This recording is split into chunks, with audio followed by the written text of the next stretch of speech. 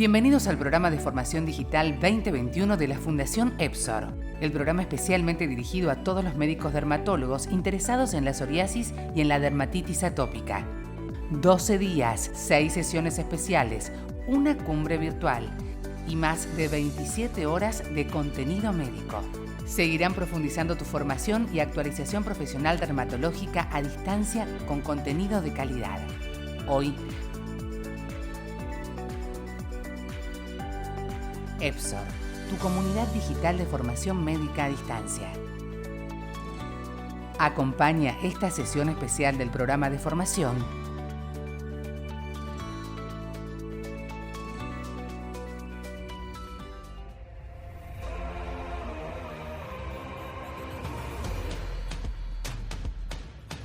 En AVI, llevamos muchos años trabajando en los avances de hoy y del mañana, poniéndonos en tu piel y la de tus pacientes, trabajando para dar soluciones a las enfermedades dermatológicas más severas, con tratamientos innovadores, con nuevas indicaciones y nuevas adquisiciones que nos permitan tener un mayor impacto. Conseguirlo está en tus manos, porque cambiar las vidas de las personas es nuestra meta. Juntos lo haremos posible.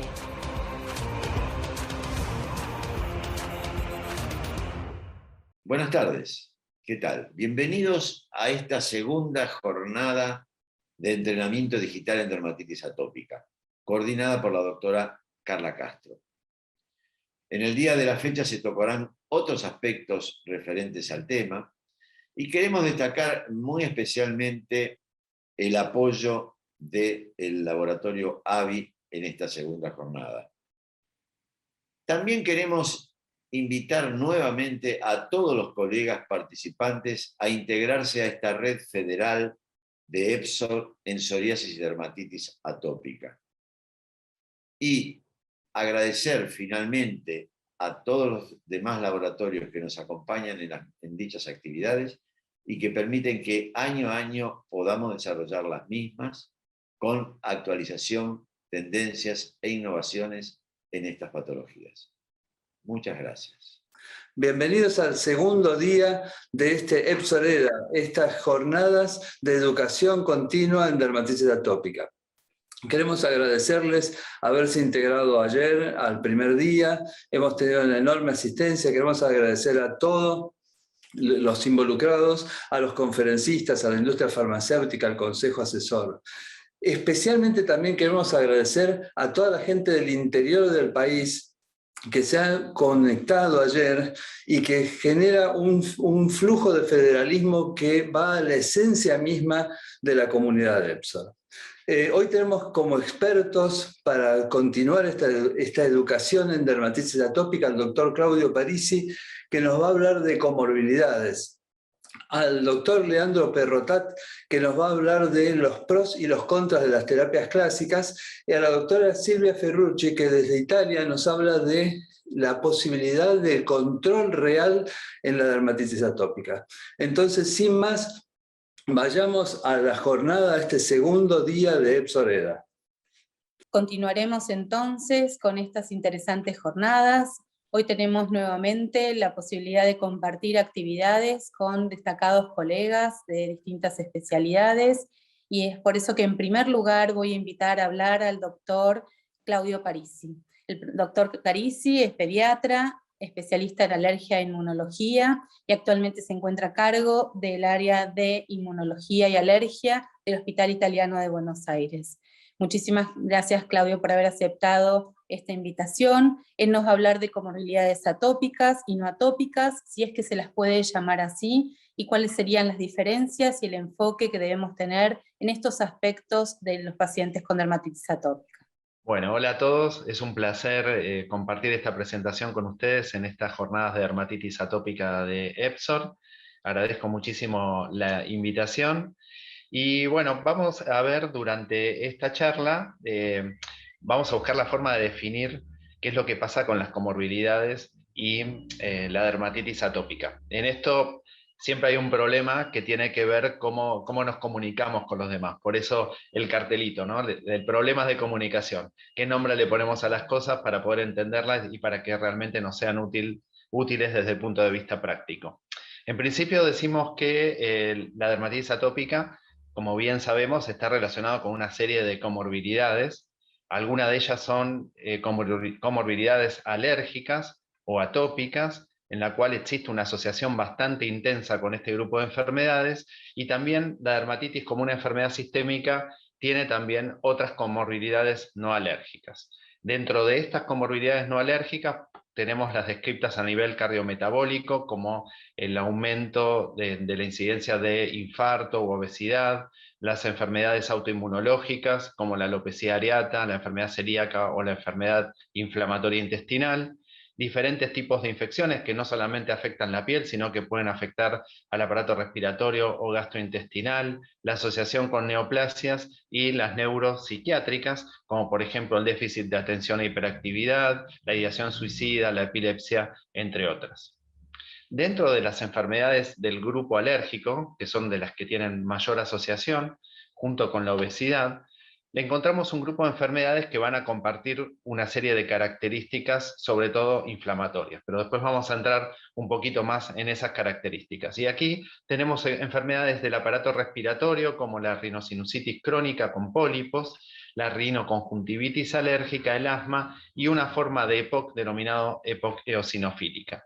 También otros aparatos se encuentran involucrados, como en el caso de la esofagitis eosinofílica, la alergia alimentaria, entre otras enfermedades que en su conjunto forman parte del grupo de enfermedades denominadas actualmente enfermedades T2.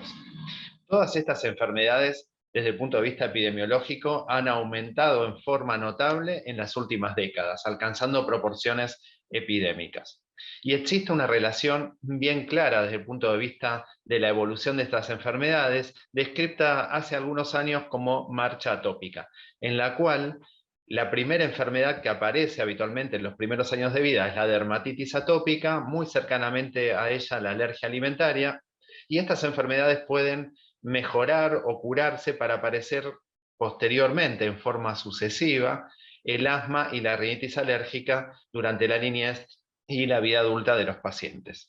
Esto, por supuesto, está basado en datos epidemiológicos. Hoy en día sabemos que no todos los pacientes siguen esta progresión, pero que existe una asociación entre las enfermedades atópicas, y sabemos que la dermatitis atópica, como una enfermedad de una prevalencia alta en los niños, se asocia en un 5-8% con alergia alimentaria, y de los que tuvieron dermatitis atópica, un porcentaje importante va a tener asma y rinitis alérgica posteriormente. Uno podría preguntarse si esto es solo cuestión de tiempo evolutivo y que las enfermedades se van a suceder y nada más, pero los datos epidemiológicos demuestran que estas enfermedades pueden aparecer al mismo tiempo, y subrayamos aquí el término de concurrentes. Un porcentaje importante de pacientes, cercano al 50%, tiene al mismo tiempo dermatitis atópica y rinitis alérgica. También cercano al 50% suelen tener asma comórbida, y cercanos al 40% tienen alergias alimentarias, o sea que pueden darse también al mismo tiempo. En una encuesta realizada el año pasado por ADAR, la Asociación de Pacientes con Dermatitis Atópica en Argentina, ellos encontraron que de los pacientes encuestados, el 50% tenía alguna alergia, y las enfermedades alérgicas más frecuentes fueron la alergia alimentaria, el asma y la rinoconjuntivitis. No solamente hay asociación temporal en forma sucesiva, o pueden darse al mismo tiempo en forma concurrente, sino que a mayor gravedad de la dermatitis atópica, mayor probabilidad de tener este conjunto de comorbilidades atópicas y no atópicas, como vemos en la lista. Mayor severidad, mayor probabilidad de tener las comorbilidades. Esto, por supuesto, no solamente suma una enfermedad más que va a generar una mayor carga y un mayor impacto en la calidad de vida, sino que afecta el pronóstico de nuestra enfermedad inicial, que sería en este caso la dermatitis atópica. Yendo puntualmente a lo que sucede con los mecanismos inflamatorios comunes en las enfermedades T2, nosotros las llamamos enfermedades T2, antes se llamaban T-Helper2, porque en un principio se pensaba que el componente inflamatorio era un componente del sistema inmune adaptativo relacionado con los linfocitos T-Helper2.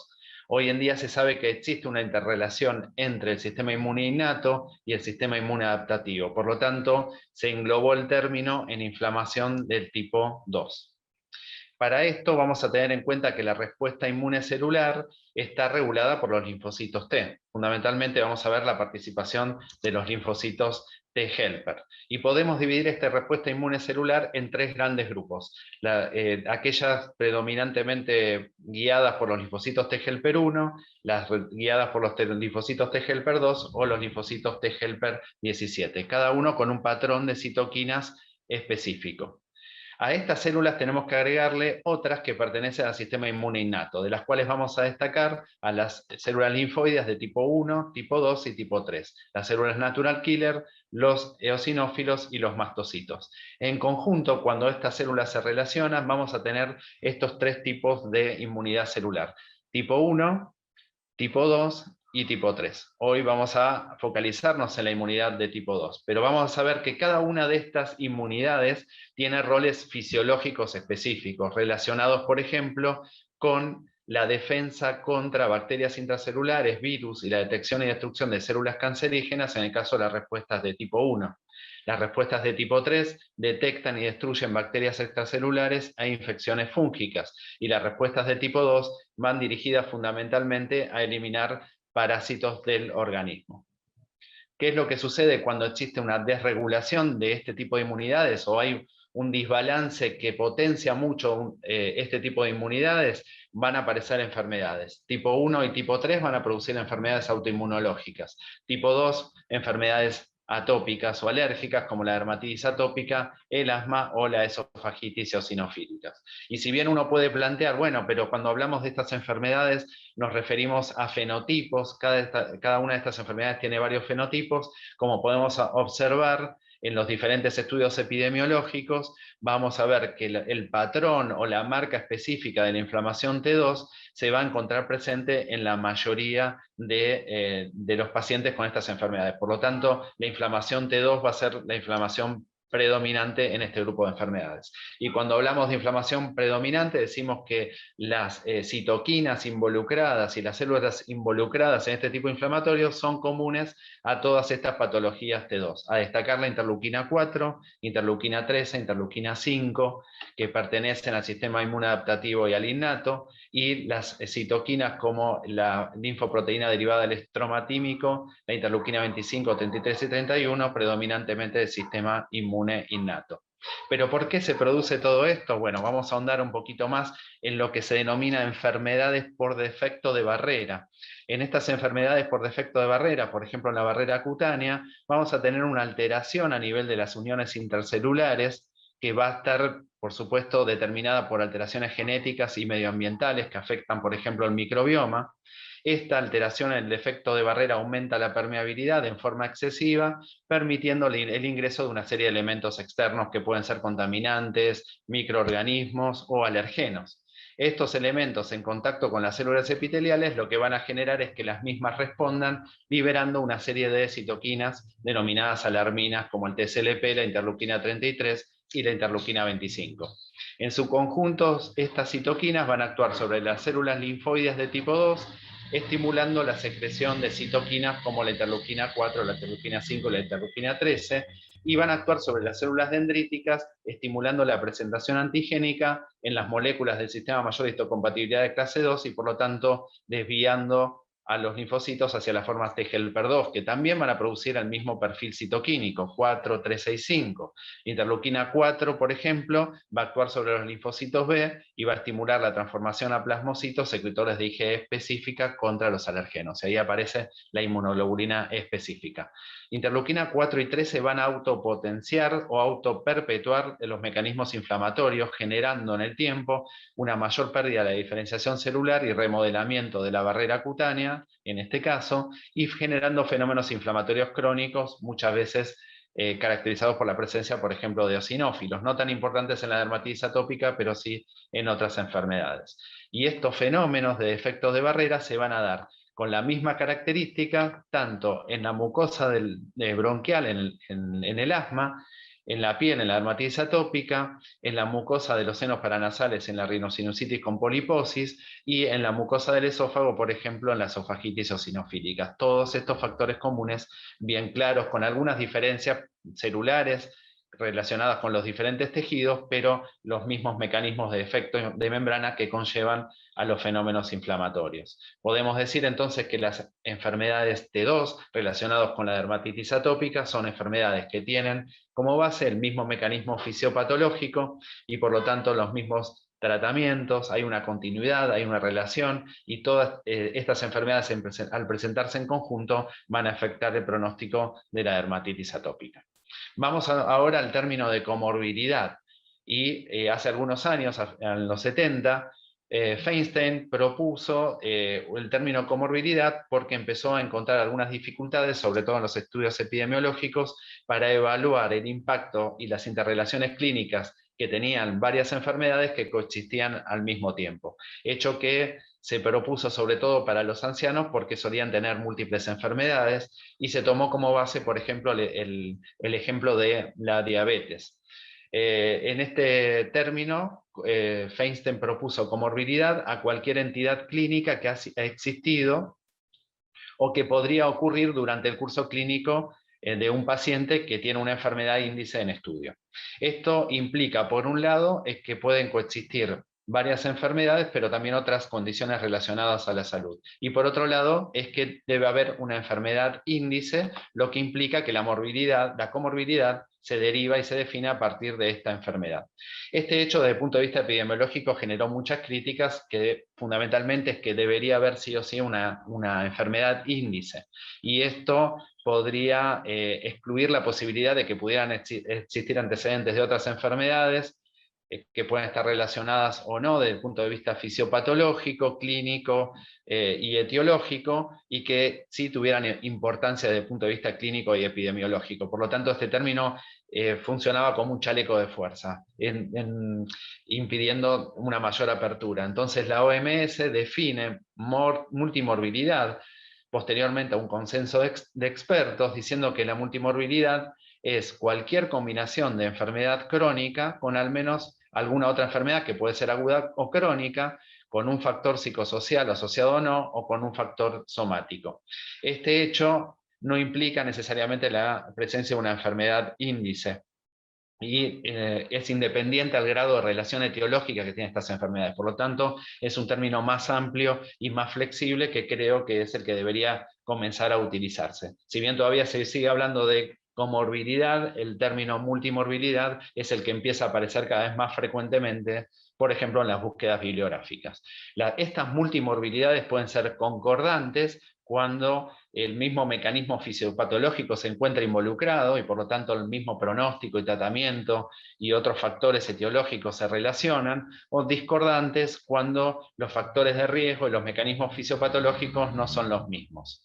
También pueden ser concurrentes cuando se presentan al mismo tiempo, o sucesiva cuando esta relación temporal no se da en forma simultánea. Entonces, tomando en cuenta estas definiciones, y con respecto a la dermatitis atópica, podemos decir que la dermatitis atópica presenta multimorbilidades, que pueden ser multimorbilidades con enfermedades alérgicas o T2, las cuales son concordantes porque tienen el mismo mecanismo fisiopatológico, pueden ser sucesivas o concurrentes.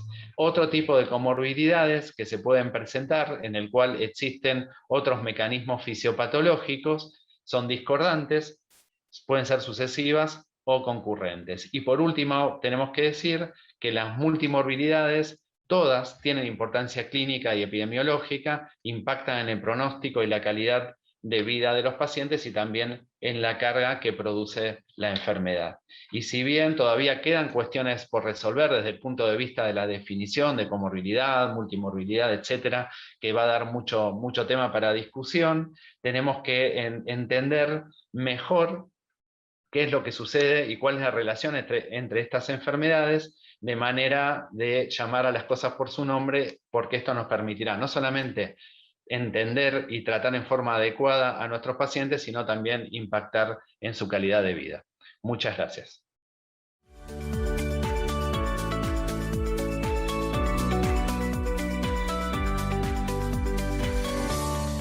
Para continuar con estas jornadas, tengo el honor de presentar al doctor Leandro Perrotrat. Leandro se desempeña como médico dermatólogo en el Sanatorio Allende de Córdoba, donde es staff médico. Es un médico joven con un gran empuje e interés en esta patología, y es por eso que nos pareció interesante conocer su opinión sobre los pros y contras de las terapias clásicas. Aquí tendremos a un médico joven y actual hablando de aspectos clásicos. Muchísimas gracias, Leandro, por aceptar nuestra invitación. Hola, bienvenidos. Gracias a las autoridades de EPSOR por la invitación a este programa en entrenamiento digital en dermatitis atópica. El tema que nos atañe hoy va a ser los pros y contras de las terapias clásicas en dermatitis atópica. La dermatitis atópica sabemos que es una enfermedad de curso crónico con brotes y remisiones, que puede afectar considerablemente la calidad de vida de nuestros pacientes, y el tratamiento se convierte verdaderamente en un desafío para nosotros los médicos. Tenemos que tener en cuenta que el objetivo del tratamiento va a ser siempre el control de los síntomas y signos de la enfermedad, fundamentalmente a largo plazo, teniendo en cuenta que es una enfermedad crónica. Cuando planteamos la decisión terapéutica, debemos tener bien en claro cuáles son nuestros objetivos de tratamiento. Reducir el prurito, restablecer la barrera cutánea, normalizar la disbiosis, eliminar la inflamación y evitar desencadenantes, tienen que ser nuestros objetivos para que nuestro plan de acción sea escalonado, progresivo y basado en la severidad del cuadro que tenemos según el paciente. Este es un cuadro que resume todas las opciones terapéuticas que tenemos en dermatitis atópica, y nosotros vamos a explayarnos hoy en la parte de fármacos inmunosupresores sistémicos que actualmente se utilizan en dermatitis atópica. Vamos a empezar con los corticosteroides. Sabemos que su utilización es sumamente común, ya sea de manera oral o inyectable, en pacientes con dermatitis atópica moderada o severa. Seguramente alguno de nuestros pacientes ha tenido la posibilidad de utilizar los corticosteroides fundamentalmente en las exacerbaciones. Es importante tener en cuenta que es un gran medicamento como tratamiento a corto plazo, o sea, debemos plantear nuestro tratamiento con un inicio y con un fin. Lo ideal sería elegir una semana como tratamiento. Es una gran opción terapéutica para una exacerbación aguda con las dosis de 0,2 a 0,5 miligramos kilodía de prednisona, tanto para adultos como para niños. Y otro punto a favor es que puede ser utilizado en el embarazo. Cuando hablamos de corticosteroides, como punto a favor, podemos decir que el efecto es rápido, suele ser utilizado en los brotes, con un tiempo de efecto muy positivo y rápido de 1 a 2 semanas. Sin embargo, deberíamos desaconsejar el empleo siempre que se pueda, ya que tiene gran cantidad de efectos adversos, como lo son el Cushing, la osteoporosis y la diabetes, por lo cual no es un medicamento que nosotros indicaríamos como tratamiento o terapia a largo plazo. Vamos con el próximo medicamento, que es la ciclosporina. De la ciclosporina podríamos decir que es el único fármaco de los clásicos aprobado por ANMAT, que es el ente regulador de drogas en Argentina, para tratamiento con dermatitis atópica. Una fuerte evidencia y recomendación en todas las guías que veamos. La ciclosporina verdaderamente es una droga con mucho consenso a nivel mundial. Es importante tener en cuenta que la dosis de 2 a 5 miligramos kilodía, dividida en 2 tomas, tanto para adultos como para niños, es la que el consenso mundial tiene para esta droga. Es importante monitorear la hipertensión, la función renal y las infecciones. Cuando evaluamos la ciclosporina sabemos que no debemos utilizarla por más de 1 año. En algunos consensos recomiendan 2 años, pero con la utilización de dosis intermitentes, con inicio y fin y vuelta de instaurar la medicación. Como puntos a favor, la ciclosporina es una droga con gran consenso en el uso de dermatitis atópica por su rápida respuesta de 2 semanas, donde están en su esplendor de la medicación. La dosificación es verdaderamente muy fácil, y como mantenimiento a corto y mediano plazo es una droga con gran utilización. Como punto en contra, podemos decir que la dificultad para mantener el tratamiento a largo plazo y la monitorización del paciente son 2 de los puntos que tendríamos que remarcar. Sigamos con el metotrexate, una droga de uso muy frecuente en dermatitis atópica, sin embargo es de uso off-label, ¿no? Teniendo en cuenta que la dosis habitual de 7,5 a 25 miligramos semanales para adultos y de 0,2 a 0,7 miligramos kilo por semana para pacientes pediátricos es la que se usa a nivel de consenso mundial. Monitorear las infecciones, el hepatograma y los síntomas digestivos son puntos que debemos remarcar siempre en la utilización del metotrexate. Como puntos a favor, El metotrexate es una droga usada con mucha frecuencia en dermatitis atópica debido a que tiene una excelente respuesta terapéutica y un muy buen mantenimiento a largo plazo. Amplio consenso y utilización en adultos y en pediatría. Como puntos en contra, el metotrexate tiene una lenta acción terapéutica con una respuesta de 8 a 12 semanas. Es importante monitorear bien al paciente y no se utiliza en el embarazo. Para evaluar el metotrexate vemos este estudio canadiense donde evalúa que más del 70% tuvieron un aclaramiento con la utilización de metotrexate en dermatitis atópica moderada o severa, con una continuidad del tratamiento en cerca del 80% de los pacientes, con un porcentaje de efectos adversos bastante reconocidos como náusea, fatiga, elevación de transaminasas, pero dentro de los parámetros normales. Y para hacer un pequeño cierre de estas dos drogas que son las más utilizadas en dermatitis atópica, este estudio la verdad que es muy interesante porque evalúa un grupo de casi 100 pacientes en la cual a un grupo a la mitad se le da metotrexate y a la otra mitad se le da ciclosporina. Pacientes adultos con dermatitis atópica moderada y severa. Al inicio se le da 15 miligramos por semana de metotrexate y al otro grupo 2,5 miligramos kilo día de ciclosporina. Cuando hacemos la primera evaluación, en la semana número 8, vemos una amplia, marcada diferencia a favor de la ciclosporina. En ese momento, las dos drogas se utilizan a topes máximos recomendados, se readecúa a ambos grupos, y a las 12 semanas posteriores, a la semana número 20, vemos una pequeña superioridad del metotrexate por sobre la ciclosporina que se sigue sosteniendo en la semana subsiguiente. Esto nos daría la respuesta de por qué el metotrexate es una muy buena terapéutica para ser utilizada a mediano y largo plazo dentro de la dermatitis atópica. Sigamos con las otras drogas, la azathioprina, también de uso off-label con una dosis de 50 miligramos kilo día. Muchas guías recomiendan medir primero las dosis de tiopurina metiltransferasas antes de decidir la dosis de azathioprina, ya que baja esa enzima y hay riesgo de mielotoxicidad. Es importante monitorear las infecciones, el hepatograma y los síntomas digestivos. La azathioprina como punto a favor puede ser utilizada como mantenimiento a largo plazo y hay amplio consenso de utilización en adultos y pediatría. Como puntos en contra, tiene una lenta acción terapéutica, es importante monitorear al paciente y no está aconsejado su utilización en el embarazo. Sigamos con el micofenolato, que también es de uso off-label, pero muchas guías la recomiendan como una terapia de segunda línea para enfermedades de dermatitis atópicas refractarias. Como puntos a favor, el micofenolato tiene una poca toxicidad, tiene un buen mantenimiento a largo plazo, amplio consenso en adultos y pediatría, y puntos en contra, una lenta acción terapéutica, monitorear bien al paciente y no se utiliza en el embarazo. Siempre que evaluamos la decisión de instaurar un tratamiento con fármacos inmunosupresores sistémicos, es importante decidir el paciente que tenemos enfrente y hacer monitorizaciones específicas para cada droga, para cada paciente, tanto al inicio como en el mantenimiento de la droga a lo largo del tiempo. Todas las guías de diagnóstico y tratamiento sugieren que a partir de la dermatitis atópica moderada y fundamentalmente dermatitis atópica severa, debemos instaurar cualquiera de las drogas que previamente hemos nombrado, con la selección determinada en función del paciente y la severidad que tenemos que plantear.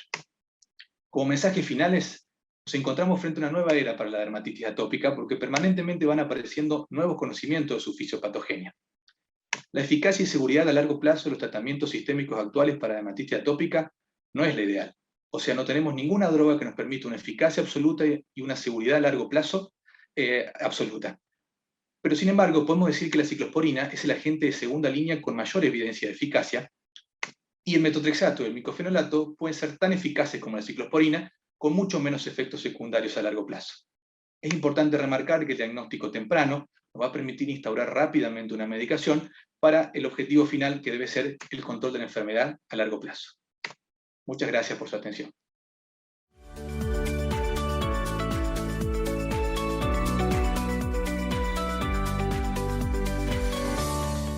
Para terminar estas jornadas, como broche final, tengo el honor de presentar a la doctora Silvia Ferrucci.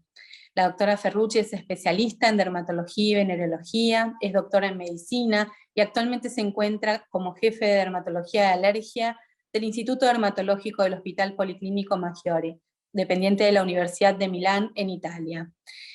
Silvia cuenta con una amplia experiencia en el tratamiento de dermatitis atópica a través de las nuevas terapéuticas y es por eso que la invitamos a disertar sobre el concepto de control de la enfermedad y si es posible para los pacientes con dermatitis atópica. Muchísimas gracias, Silvia, por haber aceptado esta invitación. Es para nosotros un enorme honor contar con tu presencia. Hola a todos, agradezco antes que nada a los organizadores por la invitación. Para mí es un placer estar aquí hoy con ustedes, hablar de una enfermedad que sigo desde hace mucho tiempo y que es la dermatitis atópica. Estos son mis conflictos de intereses y bueno, empezamos a hablar de dermatitis atópica. Es una enfermedad inflamatoria multifactorial que tiene un curso crónico, recidivante y que se caracteriza por una picazón, un prurito que muchas veces es insoportable. Tiene una distribución típica y variable según la edad y en realidad en el adulto presenta una amplia variabilidad de presentación clínica. Generalmente inicia en la primera infancia, puede persistir hasta la edad adulta, muchas veces va en remisión durante la adolescencia, pero recidiva en la edad adulta, y últimamente, más que nada en los países industrializados, vemos que la dermatitis atópica puede empezar en la edad adulta. Esta situación se hace cada vez más frecuente. Si hablamos de dermatitis atópica, por mucho tiempo nosotros, los dermatólogos, las hemos tratado en la fase de recidiva con el objetivo de tratar las lesiones visibles de la dermatitis atópica en un enfoque que podemos llamar de tipo reactivo. Con la llegada de los tratamientos de tipos biológicos, este enfoque cambia de un enfoque de tipo reactivo a un enfoque de tipo proactivo. O sea que vamos a tratar no la lesión visible, no el momento de la reacutización, o sea, el momento de la recidiva de la enfermedad, sino la inflamación subclínica que es a la base de las manifestaciones clínicas. Entonces empezamos a ir más allá de la piel. Cambiamos el enfoque parcial del paciente cuando hablábamos de marcha atópica, en donde cada especialista trataba su patología por un enfoque de tipo holístico, o sea, 360 grados, que incluye no solo la dermatitis atópica, sino todas estas enfermedades alérgicas que tienen en común la inflamación de tipo 2. Todas estas enfermedades tienen también otra característica, que están caracterizadas por un defecto de barrera. Barrera que en la piel, en el caso de la dermatitis atópica, es la piel. En el caso de las enfermedades respiratorias, como la alergia, la rinitis alérgica o el asma, hablamos de la mucosa respiratoria, o de la mucosa gastroentérica cuando se habla de la esofagitis eosinofílica. En esta situación de la alteración de la barrera, tenemos la posibilidad que muchos alergenes o virus respiratorios puedan atravesar la barrera y ir a hablar, a dialogar con el sistema inmunitario, activando una respuesta que se polariza en lo que es la inflamación de tipo 2, en la cual tenemos dos protagonistas importantes, que son estas citoquinas, la interleuquina 4 y la interleuquina 13. ¿Cuál es el objetivo del tratamiento de la dermatitis atópica? Controlar la inflamación, restaurar la barrera cutánea, reducir la colonización bactérica y de consecuencia estabilizar la dermatitis a largo plazo, reduciendo el número de recidivas. Si vamos a ver cuáles son las líneas guías, estas son las líneas guías europeas para el tratamiento de la dermatitis atópica, vemos que está formada por una escala, en donde cada escalón va sumándose digamos, sucesivamente cuando o siguiendo la gravedad de la enfermedad. Partimos de una situación que es la primer escalón, que es un programa educacional, consiste en cómo tratar fundamentalmente la piel atópica, qué tipo de detergente, qué tipo de jabón usar para el baño y la necesidad de utilizar siempre las cremas hidratantes para ir a recuperar la barrera cutánea. Pasamos cuando va empeorando la enfermedad a los tratamientos antiinflamatorios locales y sucesivamente tratamientos sistémicos. Siempre las líneas guías están indicados cuáles son los posibles tratamientos locales para la dermatitis atópica. Hablamos de los corticoides, hablamos también los inhibidores de la calcineurina como etacrolimus y epinecrolimus. El crisaborolo en Europa no lo tenemos en este momento a disposición, está disponible en Estados Unidos, por ejemplo, pero tiene un costo muy alto, por lo tanto no es, digamos, un tratamiento accesible. Cuando tenemos formas de dermatitis leves o dermatitis moderadas, como en estas situaciones, Otras las indicaciones, además de las indicaciones que dijimos antes, el jabón delicado para la ducha, las cremas emolientes con los componentes de la barrera cutánea para ir a restaurar la barrera cutánea, indicamos un corticoide de media o alta potencia que se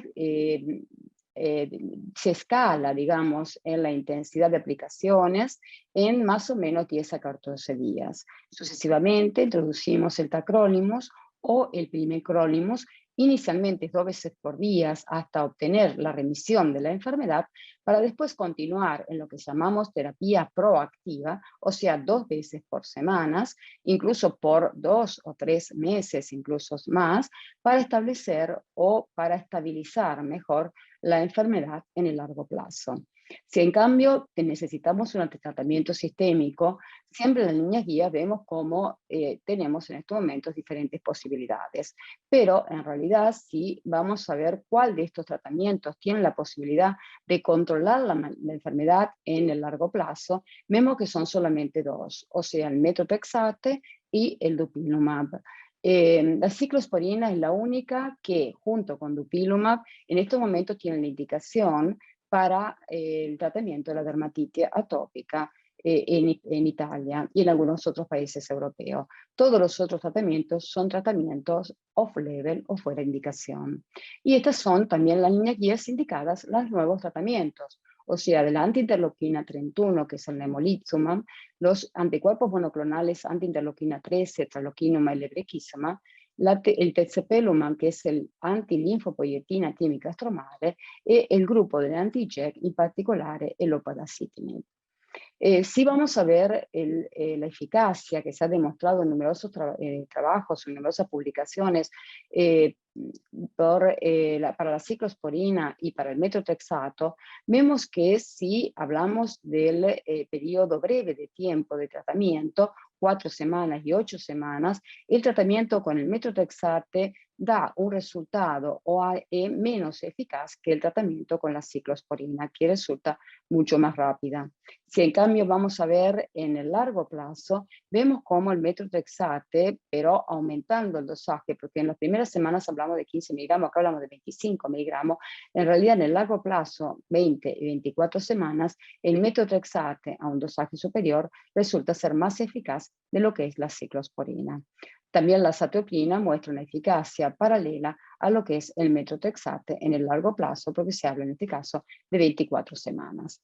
Hablamos de dupilumab. Dupilumab es el primo anticuerpo monoclonal humanizado que tiene como,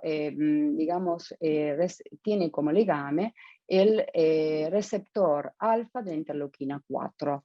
Determina però una doble inhibición, la interleuquina 4 y la interleuquina 13. En estos momentos tiene la indicación en Italia para la dermatitis atópica moderada y severa que no responde a la ciclosporina cuando la ciclosporina es contraindicada o cuando se han tenido efectos colaterales en el tratamiento con la ciclosporina. También está indicada en el tratamiento de las asma bronquiales y de las rinosinusitis con poliposis nasale. Si vamos a ver la complejidad de la fisiopatología de la dermatitis atópica, vemos que encontramos numerosos protagonistas y una inflamación que es presente sia en cute no lesional que en cute lesional, en fase aguda y en fase crónica. Esto nos sirve para ver cómo dupilumab va a actuar cuando hay una inflamación de tipo 2 en todos los momentos de la dermatitis atópica, o sea, en cute no lesional, en cute lesional y también en la fase crónica. Le traigo hoy lo que es la casuística que tenemos en este momento en Italia. Tenemos el tratamiento pacientes adultos y adolescentes, son 407 adultos y 30 adolescentes. De edad media, 39 años y 15 años, son 247 pacientes de sexo masculino y 190 de sexo femenino. Le ASI en estos casos son de 29,5 en el adulto y de 26,2 en el adolescente. Es un poquito más bajo en el adolescente porque no les he dicho que la indicación en el adulto es siempre con pacientes que no responden a la ciclosporina, pero que deben tener un EASI mayor a 24. El adolescente no tiene necesidad de derecho a la ciclosporina y pueden tener un EASI menor a 24, pero tienen que tener una localización en sede sensible, como puede ser la cara, las manos o los genitales. Si vemos el prurito en una escala que va de 0 a 10 es 8,5, la alteración del sueño en la escala de 0 a 10 es 6,8, la calidad de vida es de media de 16, tengamos cuenta que el cutoff para decir que tiene una buena calidad de vida es inferior a 10, y el ADCT, que es Atopic Dermatitis Control Test, que a un límite superior de 24, y en este caso tenemos una media de 19,6. La mayor parte de los pacientes tiene una localización en sede sensible, como dije antes, cara, manos, genitales. Si vamos a ver las comorbilidades presentes, el 39% de los pacientes presentan rinite, un 28% conjuntivitis, 24% asma, 8% alergias alimentarias, y tenemos 10 pacientes con esofagitis eosinófila poliposis nasal y 2 pacientes con esofagitis eosinófila. El 90% de los pacientes tiene una forma extrínseca asociada a formas alérgicas y 75% casi de los pacientes tienen una insurgencia, o sea, empiezan en edad pediátrica, mientras que el 25% inicia en la edad adulta. Los resultados son los que les traigo. En este momento la casística es de junio de 2018 hasta el 3 de septiembre de 2021. En total son 437 pacientes, pero la casuística es dinámica. A primer mes tenemos 425 pacientes que han llegado a este término, y son 4 a 4 meses tenemos 383 pacientes, al año 272, y 101 pacientes que alcanzaron más de 2 años, que son 28 meses. Si vamos a ver el EASI 50, que es este en rojo, que quiere decir una mejora del 50% de las lesiones iniciales, vemos que el resultado ha sido alcanzado por el 86% de los pacientes al primer mes, el 100% a 4 meses. Este resultado se mantiene en el tiempo hasta 28 meses. El EASI 75 estado alcanzado por el 60% de los pacientes al primer mes, 76% a 4 meses, 90% de los pacientes al año y 94% a 28 meses. El EASI 90, o sea, la mejoría del 90% de las lesiones, ha sido alcanzada en el 23% de los pacientes al primer mes, el 46%, podemos decir 1 cada 2 pacientes a 4 meses, en el 64% al año y en el 73% a 28 meses. Este es el resultado, podemos decir, cuántos pacientes alcanzan un grado de enfermedad leve, o sea, un EASI menor a 7, a los 28 meses. Ven que al primer mes casi el 60% y a 4 meses 77%, al año el 90% y a 28 meses el 94%. El EASI baja bruscamente ya el primer mes, del 31 y media pasa a 9,9 y se reduce ulteriormente hasta estabilizarse en un valor muy bajo, que es el de 2,2, 2,5, 2,4. La respuesta es regular y es muy buena en todas las formas clínicas de presentación de la dermatitis atópica, desde las formas clásicas, generalizadas liquenoide inflamatoria o eritrodérmica, cabeza y cuello, eczema nodular, prurigo nodular y mano. Podemos decir que algunas formas como el eczema nodular y prurigo nodular necesitan más tiempo. Estas son la mejora que tenemos por lo que tiene que ver con el prurito, el sueño y la calidad de vida. Una reducción del prurito es de alrededor del 73%, pero hay una buena mejoría ya el primer mes. Baja del 8,5 al 2,3 en media. La mejoría del sueño es muy evidente, 93% del primer mes a 28 meses, y podemos decir que mejora muchísimo ya el primer mes aún en este caso. La calidad de vida tiene una reducción una mejora del 25%. Como efectos colaterales podemos hablar prevalentemente de la conjuntivitis, la facial redness dermatitis, blefaritis y otros efectos que tienen una menor frecuencia. La conjuntivitis es un enrojecimiento de las conjuntivas, lagrimación y ardor. A veces, pero las conjuntivitis mejoran. Este es un paciente que al basal, o sea, cuando empezamos el tratamiento, tenía una situación muy importante con conjuntivitis, blefaritis, recidivas de infecciones muy frecuentes.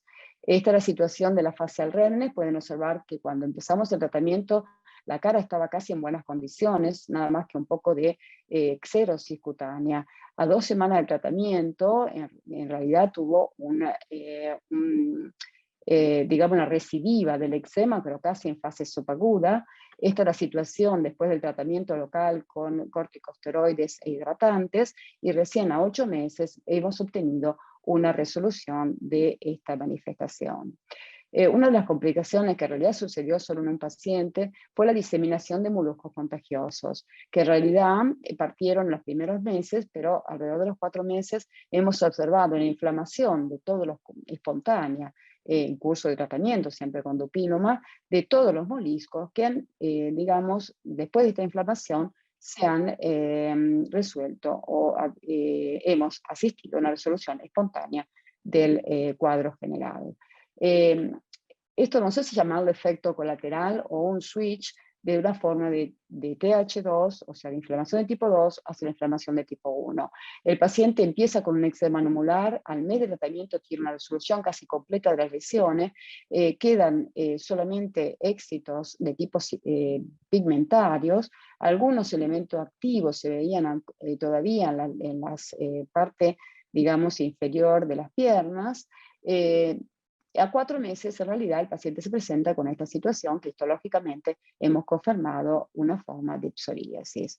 Dropout, solo 16 pacientes de 437 han dejado el tratamiento, 3 por el desarrollo de psoriasis que les he dicho ver en la diapositiva anterior, 3 por ineficacia, 2 conjuntivitis, 2 por el aumento de los eosinófilos, que en uno de los pacientes llegó a un valor de 18.000 absoluto, 2 por el eczema agudo facial, que les he hecho ver anteriormente, y 2 porque tuvieron una resolución de las lesiones y dijeron, bueno, no queremos seguir más con el tratamiento. Un adolescente, porque en realidad no aceptaba el tema de tener que hacerse las inyecciones. Las interrupciones temporáneas fueron por embarazos, conjuntivitis, y hubo 3 pacientes que tuvieron que suspenderlo durante el periodo de COVID porque no lograban llegar al hospital para el tratamiento.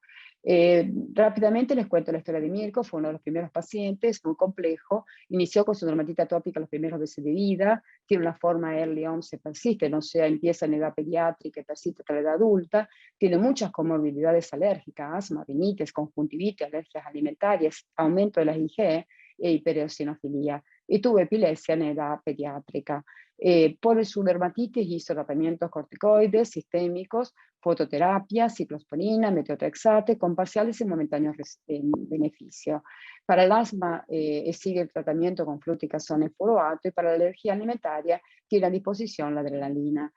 Cuando lo conocimos era adolescente, 12-13 años, y realmente estaba muy cansado, no tenía más ganas de hacer nada, y a veces confesaba que a veces pensaba en suicidio.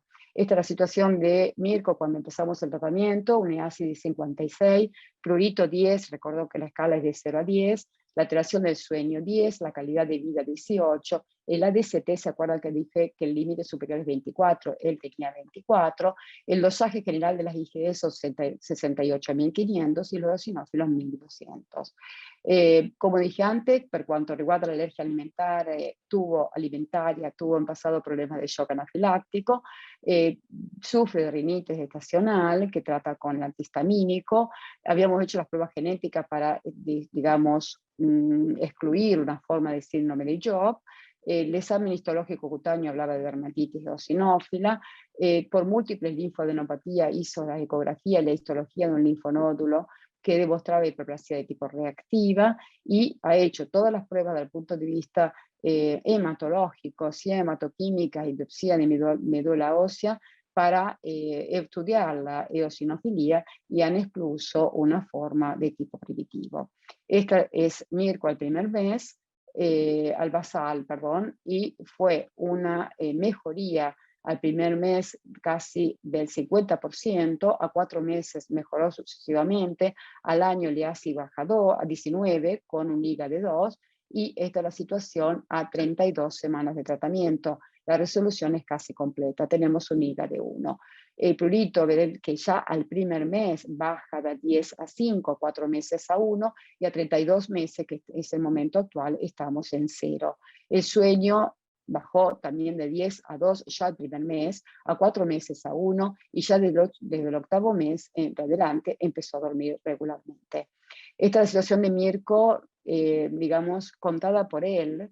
Al empezar el tratamiento, siento los ojos de la gente sobre mi piel, tengo pocas fotos porque no las hago y no me gusta, el prurito es continuo, es doloroso, me molesta mucho, me escondo porque no me gusta hacerme ver, digo que soy friolento, no me saco la remera, la piel es seca y el seco insoportable, no puedo moverme sin llevarme las cremas, en la cama no encuentro paz, me muevo continuamente, no quiero estudiar, no voy a la montaña, no hago más deporte, busco una nueva vida en un clima amigo porque se fue a Tenerife, pero no encontró ni el clima amigo ni el trabajo, por lo tanto tuvo que volver, y bueno, se siente en una jaula.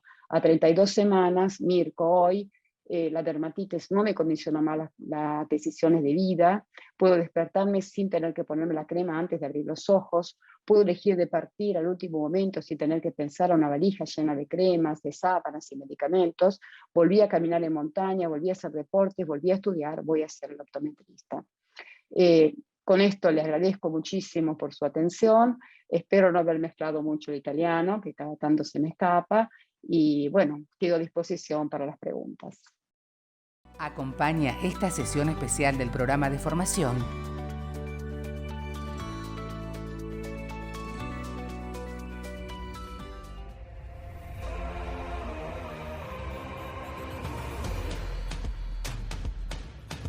En AVI llevamos muchos años trabajando en los avances de hoy y del mañana, poniéndonos en tu piel y la de tus pacientes, trabajando para dar soluciones a las enfermedades dermatológicas más severas, con tratamientos innovadores, con nuevas indicaciones y nuevas adquisiciones que nos permitan tener un mayor impacto. Conseguirlo está en tus manos, porque cambiar las vidas de las personas es nuestra meta. Juntos lo haremos posible.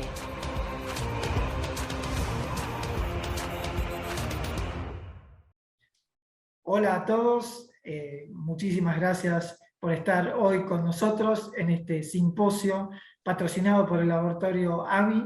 Hoy vamos a hablar, la doctora Paula Luna y yo, acerca de los inhibidores JAK y su rol en el tratamiento de la dermatitis atópica.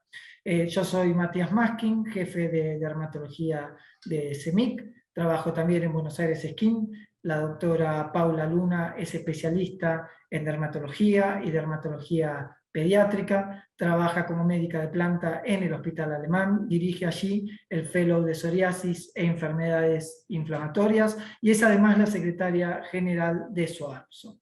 Bueno, yo voy a dar la primera conferencia, les voy a hablar un poco del rol de la vía JAK-STAT en la patogénesis de la dermatitis atópica. En realidad un poco lo que quiero contarles es qué sabemos hoy de la patogénesis de la dermatología, de la dermatitis atópica, y cómo vamos a poder tratar esta enfermedad que realmente es muy compleja y tiene muchas manifestaciones muy diversas. Por eso puse el título, si es una enfermedad, porque vamos a encontrar cosas tan distintas como un eczema nubular, la típica forma flexural que vemos en adultos y jóvenes, el prurigo nodular, la dermatitis de la cara, la keilitis, realmente tiene formas muy diversas de presentarse. Y esto tiene que ver con que es multifactorial, es muy heterogénea en su patogénesis también. Obviamente va a haber un componente genético, el medio ambiente, el famoso exposoma va a intervenir, va a haber una relación íntima entre la epidermis y la inflamación con el microbioma que está presente en esa zona. las comorbilidades que van a ir apareciendo y obviamente la famosa marcha atópica, las relaciones a otras comorbilidades como el asma, la rinitis alérgica, las alergias alimentarias y otros trastornos como la ansiedad, las alteraciones neuropsiquiátricas y las vasculares que fueron apareciendo y se fueron describiendo con el tiempo. Este es el modelo, esto se publicó hace poquito, me pareció un muy buen gráfico para tratar de entender lo compleja que es y lo abarcativa que es la dermatitis atópica. Va a haber múltiples actores, tiene varias fases que son distintas y esto va a dar lugar seguramente a las distintas variantes clínicas. Empezamos con la piel prelesional, preclínica. Ahí tenemos un trastorno en la regulación epigenética. En la fase 1 ya empezamos con dos cosas que nos van a acompañar siempre: el exposoma y la genética. La genética que ya trae el paciente y el exposoma que va a depender del lugar en el que esté y la exposición que tenga a distintos alergenos y a la polución, a la luz ultravioleta, que van a interferir en la inflamación de la piel. La primera fase, donde interviene principalmente la inmunidad innata, vamos a ir avanzando hacia trastornos en la inmunidad adquirida, con la participación de las células TH1, TH2, TH17, TH22. El microbioma va perdiendo un poquito de fuerza a lo largo del avance en las fases, y va a ganar fuerza esto que es muy importante en los pacientes, que es el ciclo rascado, picazón, rascado, lastimado, inflamación, y cómo se va perpetuando la enfermedad a medida que el paciente se va rascando y va lastimando y va inflamando la piel. Posteriormente van a aparecer la sensibilización a la inmunoglobulina E y obviamente las variantes de dermatitis atópica, las comorbilidades atópicas y las comorbilidades no atópicas como las neuropsiquiátricas y las cardiovasculares. Vamos a empezar con el cuento. Siempre me gusta contar cómo va en fases sucediendo la patogénesis, porque tiene, obviamente que hay muchas cosas que suceden en simultáneo, pero tiene un correlato un poquito lineal de lo que va pasando.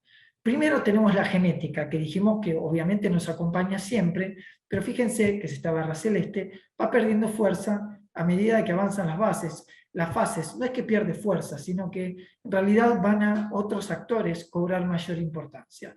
Pero arrancamos en piel clínicamente sana, que ya tiene alteraciones estructurales de las proteínas, que tiene alteraciones en las uniones intercelulares y donde la retención de agua no es totalmente normal.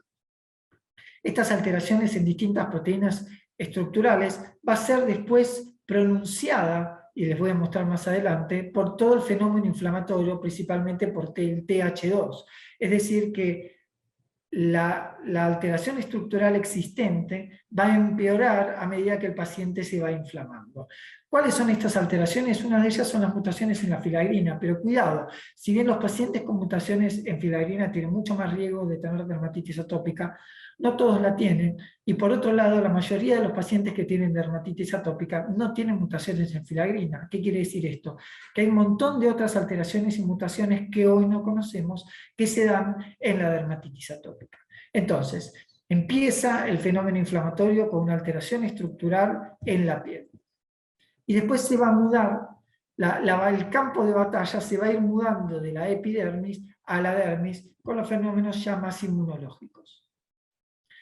Las alteraciones que tiene esa piel van a ir activando la inmunidad.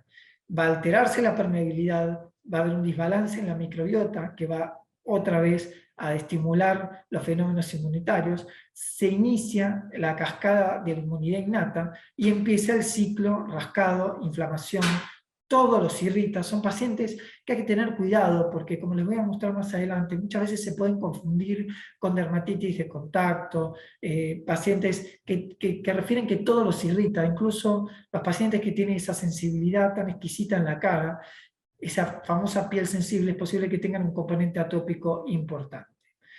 Por eso es muy importante poder diferenciar y poder reconocer que muchas de estas enfermedades que llamamos de otra manera son también dermatitis atópicas. Vamos a la dermis. La epidermis se empieza a alterar y libera alarminas y mediadores inflamatorios, interleuquina 33, 25, interleuquina 1 beta. Se va a empezar a activar la inmunidad, primero la innata y después la adquirida, obviamente. Tenemos las células inmunes linfoides de tipo 2, vamos a tener también los linfocitos TH2, van a empezar a liberar citoquinas proinflamatorias de tipo TH2 primero, interleuquina 5, interleuquina 4, interleuquina 13, y empieza toda la cascada. Se activan las células dendríticas que van a expresar OX40, esto va a estimular a los distintos linfocitos y a los plasmocitos para que empiecen a diferenciarse, a secretar distintos tipos de gamma globulina y van a reclutarse los eosinófilos. Entonces, una vez que empieza el fenómeno inflamatorio innato, esto se va a transformar en un fenómeno de tipo TH2. Ese fenómeno TH2 va a estar mediado principalmente interleuquina 4 y 13. Hay un switch en los plasmocitos a liberar inmunoglobulina E, los eosinófilos liberan histamina, empieza el ciclo del prurito, se va a alterar el sistema neurológico, nervioso periférico también. Y hay un fenómeno de recall, que lo vemos también en otras enfermedades inflamatorias, que tiene que ver con los linfocitos T de memoria. Ese fenómeno de recall quiere decir que la enfermedad se vuelve a dar exactamente en el mismo lugar. Y tiene que ver con que hay linfocitos T de memoria residentes que están en un lugar específico de la piel, y por eso las placas se repiten siempre en el mismo lugar. Y obviamente se activa el sistema nervioso periférico y hay prurito. La inmunidad empieza a alterar la barrera cutánea. La interleuquina 4 y la 13 inhiben la filagrina, la involucrina, la loricrina. Todo empieza a irritar a los pacientes. Todas sustancias, alergenos que andan dando vuelta empiezan a generar fenómenos inflamatorios. Penetran alergenos, penetran patógenos. Se inhibe por el fenómeno inflamatorio la secreción en la piel de beta-defensina y catelicidina, con lo cual va a haber un desbalance importante en el microbioma y un aumento en las infecciones que vemos en estos pacientes por Staphylococcus aureus y por el virus del herpes. Bien, ¿y dónde entra la vía de JAK-STAT? La vía de JAK-STAT es una vía común que está utilizada por un montón de citocinas que va a transmitir señales al núcleo. En realidad el JAK está asociado a un montón de receptores. Cuando se activa va a fosforilar el STAT y el STAT va a viajar al núcleo y va a activar un montón de señales que en este caso van a ser obviamente de síntesis de proteínas proinflamatorias. ¿Quiénes usan esta vía de JAK-STAT? Un montón de fenómenos regulatorios. Interferón gamma, interferón alfa, beta, interleuquina 6, la eritropoyetina y un montón de citoquinas. Y tiene que ver con la regulación de procesos inmunitarios, de crecimiento celular, de cáncer, muchos de ellos fenómenos hemolinfáticos. Por eso van a ver que hay muchos inhibidores JAK que no se usan en enfermedades inflamatorias, sino que se pueden utilizar también en enfermedades hematológicas. Y esto nos va a marcar un poco de otra manera el perfil de seguridad que van a tener estas drogas por las interacciones que podemos tener con otro tipo de receptores. Bien, entonces nos encontramos, como les conté, con un panorama de un montón de citoquinas, porque cuando empieza incluso la fase crónica de la enfermedad, va a activarse la vía TH1. Con lo cual, ¿qué queremos? Queremos bloquear todas esas vías. ¿Cómo hacemos para bloquear al mismo tiempo las citoquinas TH1, las TH2, las TH22, las TH17? Es muy complicado tratar de bloquear todos los fenómenos con una sola medicación. Necesitamos algo que sea muy abarcativo. Lo que tienen de ventaja los inhibidores JAK es que van a estar presentes en los receptores de un montón de citoquinas. De interleuquina 2, interferón gamma, interleuquina 4, 13, 6, 23, interleuquina 2. Entonces, al tener un espectro tan amplio de receptores, al bloquear la vía JAK-STAT vamos a poder bloquear varias citoquinas al mismo tiempo. Obviamente, no todos los inhibidores JAK son iguales, porque van a ver que los distintos receptores no son iguales. Van a tener homodímeros o heterodímeros, JAK1, JAK2, JAK3. Con lo cual va a depender del tipo de citoquina que querramos bloquear, el tipo de inhibidor JAK que vamos a tener que utilizar. Entonces, ¿cómo encaja todo esto en la patogénesis de esta enfermedad? En realidad, si uno mira, una vez que se empieza a activar toda la vía, como les dije, primero la innata, después la TH2 y finalmente la TH1 también, y va a haber componentes TH22 y TH27, al bloquear, como vemos acá, interleuquina 4, 13, 5 y 22, vamos a bloquear a los TH22, a los TH2, a las células inmunes de tipo 2 también, porque vamos a poder bloquear interleuquina 4, 13, también la interleuquina 10 y otras citoquinas proinflamatorias. La complejidad de esta enfermedad muchas veces complica el tratamiento, porque tiene realmente muchos actores. Fíjense que además de todo el fenómeno inmunitario del cual hablábamos, de la vía JAK, vamos a tener también la inmunidad innata, la epidermis alterada, el microbioma y otros de los actores importantes, que es el sistema nervioso periférico a través del prurito. Tenemos muchos actores, tenemos muchas vías, con lo cual la ventaja de los inhibidores JAK es que tienen un abordaje amplio, porque van a bloquear varias vías en simultáneo. ¿Cómo relaciono esto con lo que le pasa a nuestros pacientes? Tratando de ir un poco de la patogénesis de todo lo que se estudia en los laboratorios a la clínica que vemos nosotros en el consultorio.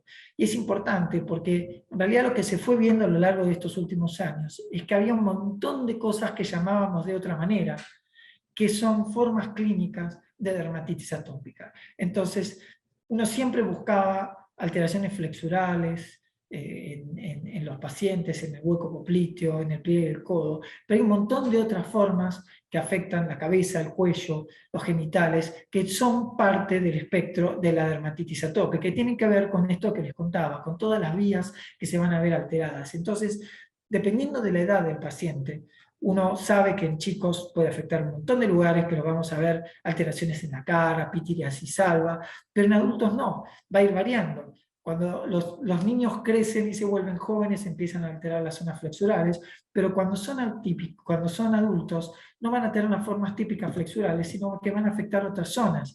Por ejemplo, los genitales. Y muchos de los pacientes van a tener dermatitis atópica de inicio en el adulto. Algunos, por supuesto, van a ser personas que olvidaron que la habían tenido chicos y la tienen, pero que la tienen de adultos.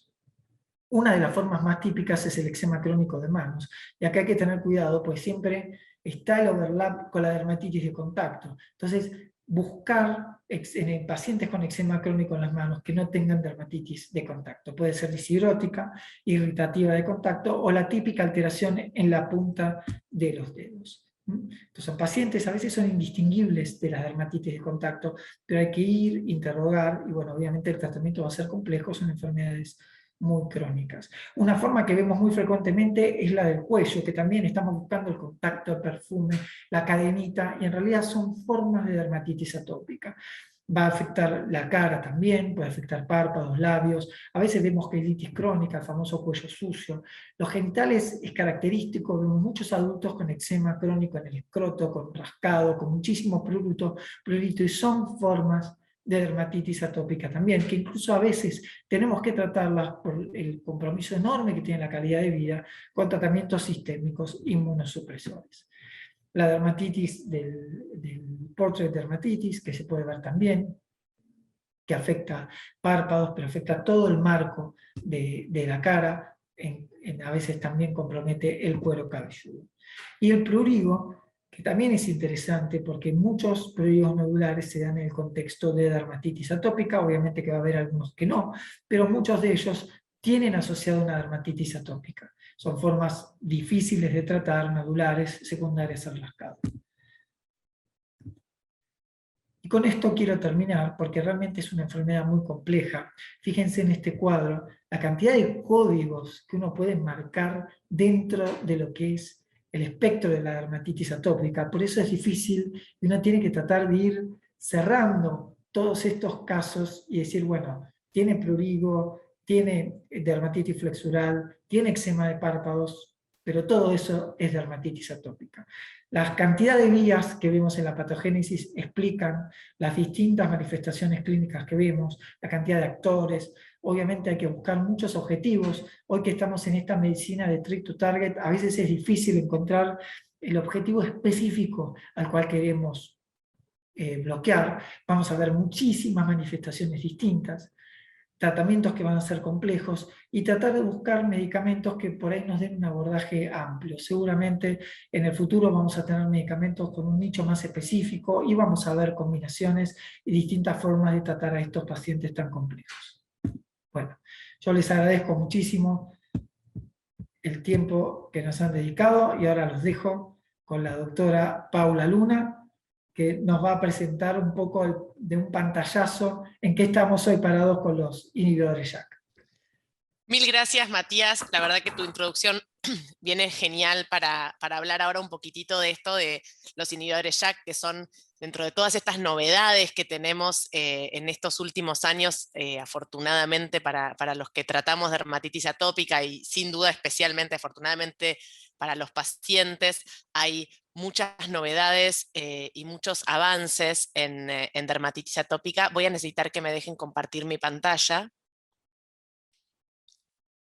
Pero lo que decía es que entre todas estas novedades en el conocimiento de la fisiopatogenia, no puedo compartir mi pantalla, de la fisiopatogenia de la dermatitis atópica, el conocimiento, ahí vamos, el avance de la fisiopatogenia permitió también poder avanzar cada vez más, no solo en tratamientos target específicos que bloquean, como contaba Matías, una sola citoquina, sino también en estos tratamientos un poco menos específicos, pero no tan inespecíficos como son ciclosporina, metotrexato o azatioprina, que ya son completamente inespecíficos, unos moderadamente específicos como son los inhibidores JAK, que como mostró Matías antes, bloquean esta vía JAK-STAT y a través de ella múltiples citoquinas. Y por la complejidad fisiopatogénica que tiene la dermatitis atópica,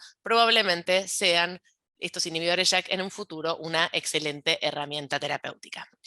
Bueno, vamos a hablar un poquitito entonces de cuáles son los inhibidores JAK orales. También sabemos que hay inhibidores JAK tópicos, algunos incluso ya aprobados para el tratamiento de dermatitis atópica, pero nos vamos a enfocar un poco en los inhibidores JAK orales que están algunos en desarrollo y algunos ya afortunadamente para los pacientes aprobados para la dermatitis atópica, como son el baricitinib, el abrocitinib y el upadacitinib.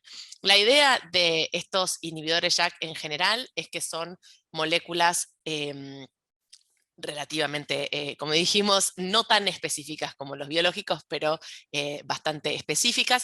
El baricitinib es un anti-JAK1, JAK2, que se administra por vía oral. Todos los inhibidores JAK tienen a su favor que se administran por vía oral y que se administran una vez por día.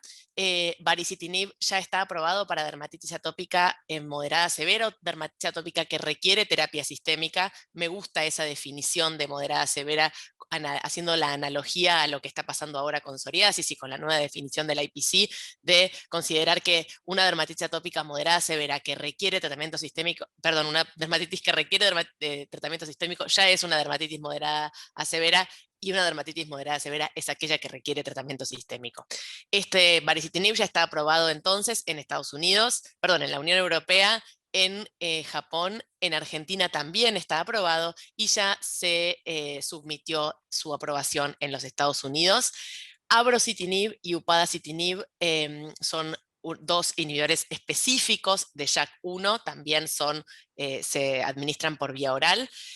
Abrocitinib, esto no lo dije previamente, pero baricitinib hace ya varios años que está aprobado para artritis reumatoidea. Abrocitinib está específicamente desarrollado para dermatitis atópica y hay estudios que ya se envió, ya se sometió en Estados Unidos y en la Unión Europea para su aprobación, tanto en pacientes con dermatitis atópica, tanto adultos como en pacientes mayores a 12 años. Y upadacitinib también está aprobado ya hace un tiempo para el tratamiento de la artritis reumatoidea y en la actualidad ya está aprobado en la Unión Europea y en Japón para el tratamiento de pacientes mayores de 12 años, o sea que son adolescentes mayores de 12 y adultos con dermatitis atópica de moderada a severa, y ya se envió para su aprobación en Estados Unidos como un nuevo inhibidor JAK. Pero esto de que ya tengamos experiencia o de que ya existe experiencia con su uso para otras patologías favorece el conocimiento de su perfil de seguridad. Vamos a hablar muy cortito sobre los estudios que llevaron a la aprobación o que llevaron por lo menos a presentar a presentarse para la aprobación en las distintas entidades regulatorias. El primer inhibidor JAK, entonces dijimos que ya está aprobado para dermatitis atópica en varios países, es baricitinib. Estos un poco los tres, no quiero ahondar demasiado en detalles para no aburrirlos, porque muchas veces esto se vuelve un poco aburrido y la idea es poder hablar de generalidades de los inhibidores JAK, pero bueno, baricitinib tiene un portfolio de estudios muy amplio, fue el primero entonces de los inhibidores JAK que empezó con sus estudios y además el primero que se aprobó, inicialmente con los estudios BRIS AD1 y BRIS AD2 y después con la continuación que fue el BRIS AD7 que nosotros tuvimos la posibilidad de participar en estos estudios. En este AD7 era directamente, ya empezaban con el tratamiento concomitante con corticoides tópicos, que sabemos, como contaba Matías, que la dermatitis atópica es una enfermedad que no está todo el tiempo igual y que probablemente requiera en algunos momentos asociar otros tratamientos como los corticoides tópicos, como en el caso de este estudio que directamente empezaba con corticoides tópicos, y eso mejoró un poco más todavía el perfil de eficacia de baricitinib. Baricitinib en los estudios se probó con dosis de 1, de 2 y de 4 miligramos y como dije previamente ya fue aprobado en varios países. Lo más interesante en realidad para hablar en este momento, me parece, para ponerlo en contexto con el resto de los inhibidores JAK, es del perfil de seguridad que tienen estos inhibidores JAK o que mostraron estos inhibidores JAK en los estudios específicos de dermatitis atópica. ¿Por qué? Porque había un poco de temor, como contaba Matías, ya los inhibidores JAK se utilizan para otras enfermedades hace unos años. Estos inhibidores JAK que se usan para dermatitis, algunos ya se aprobaron para artritis reumatoidea y probablemente el perfil de pacientes no sea el mismo de los pacientes que tienen dermatitis atópica que los pacientes que tienen artritis reumatoidea. Y sus comorbilidades, los fármacos junto con los cuales se administran estas drogas tampoco son los mismos. Entonces, en los pacientes que utilizaron baricitinib, tanto como monoterapia como asociado a corticoides tópicos, veamos que la incidencia de los efectos adversos por ahí a los que uno más miedo le tendría, como por ejemplo, sin duda, el tromboembolismo pulmonar o la trombosis venosa profunda, que incluso creo que Matías lo mencionó, o por lo menos es algo que tenemos que tener presente. Los pacientes para entrar en este estudio no deberían haber tenido historia de trombosis venosa, más de 2 episodios de trombosis venosa profunda y por supuesto tampoco episodios de TEP, y también el herpes zóster es otro evento adverso al que le prestamos atención. Como pueden ver, la incidencia en los estudios, en la etapa contra placebo, realmente no fue relevante ni siquiera para ninguno de estos efectos adversos por ahí de special interest y que incluso en los estudios teníamos que ir a mirar con mucho detalle. Y eso nos habla un poco de, como les mencionaba previamente, o de esto es lo que se habla en dermatitis atópica, que probablemente no sea solamente la droga, sino la droga en este tipo de pacientes, en pacientes que son pacientes por lo general más jóvenes, que tienen otras comorbilidades y que reciben drogas distintas. Abrocitinib, como les mencioné, otro de los inhibidores JAK que está en estudio y que ya se sometió para la aprobación, es una droga que está específicamente desarrollada para dermatitis atópica. Los estudios que llevaron a poder presentarse para la aprobación fueron el JADE Mono 1, 2 y el COMPARE. El Mono 1 y el Mono 2 fueron estudios donde se utilizó con abrocitinib como monoterapia en distintas dosis de 100 miligramos y dosis de 200 miligramos una vez por día, y como podemos ver, sí, aquí la eficacia fue superior incluso a la de baricitinib, y lo más interesante me parece que tenemos en este caso respecto de la eficacia es que ya en la actualidad poder contar con un estudio versus el gold standard, versus dupilumab, mostrando una mayor eficacia de dosis altas de abrocitinib versus dupilumab en dosis estándar. Me parece que es un estudio muy interesante para ver la eficacia de este inhibidor JAK1 versus dupilumab en este estudio.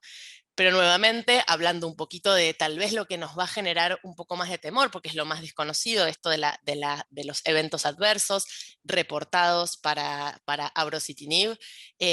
Hubo también, digamos, cuáles son los eventos adversos de especial interés en este grupo de fármacos.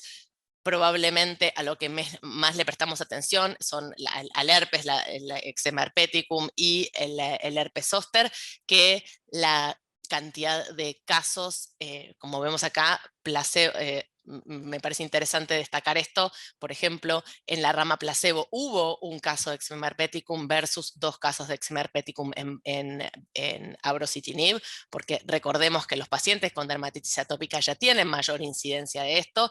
Sí está descrito una mayor incidencia en inhibidores JAK de eventos relacionados con acné, incluso específicamente para abrocitinib, probablemente las náuseas y los vómitos sean un efecto adverso que tengamos que ir a mirar un poco más con cuidado. Y como ven acá, conjuntivitis, que es algo que miramos con dupilumab, fue más frecuente cuando se comparó contra dupilumab, pero no dejó de estar presente en el resto de los pacientes, tanto en placebo como en abrocitinib. Me parece que en este caso destacando que la conjuntivitis alérgica es una patología, una comorbilidad de los pacientes con dermatitis atópica. Respecto de upadacitinib también tiene 4 estudios, los Measure-Up 1 y 2, que es placebo, upadacitinib 15 o 30 versus placebo, el ADAPT, que es upadacitinib más corticoides tópicos versus placebo, y el Heads Up, que también es un estudio que compara la dosis más alta de upadacitinib versus dupilumab a dosis estándar, y también lo que muestra es la superioridad en eficacia tanto para el ISI 75 como para el ISI 90, y especialmente es interesante, muy interesante lo que pasa con los inhibidores JAK y la mejoría del prurito, que incluso, bueno, no puse en esta presentación la velocidad del inicio de acción de los inhibidores JAK en la mejoría del prurito, y probablemente esto tenga que ver con que las vías de producción del prurito no son una sola, hay muchas vías involucradas y probablemente estos inhibidores JAK bloqueen estas vías del prurito independientemente de las vías que llevan a la mejoría del eczema. Entonces, la mejoría del prurito también fue significativamente superior en estos estudios head-to-head. Nuevamente, cuando hablamos de eventos adversos, refiriéndonos a upadacitinib, sí algo que llamó la atención, que también está descrito en otros inhibidores JAK y que no tiene un correlato ni con severidad, ni con otros efectos adversos asociados, y los pacientes lo cursan, es casi un hallazgo, y en realidad lo detectamos porque lo vamos a buscar, es este aumento de la CPK, que de vuelta no tiene implicancia, no es que hay rhabdomiólisis, ni hay otras alteraciones acompañantes en estos pacientes, pero la CPK puede estar aumentada.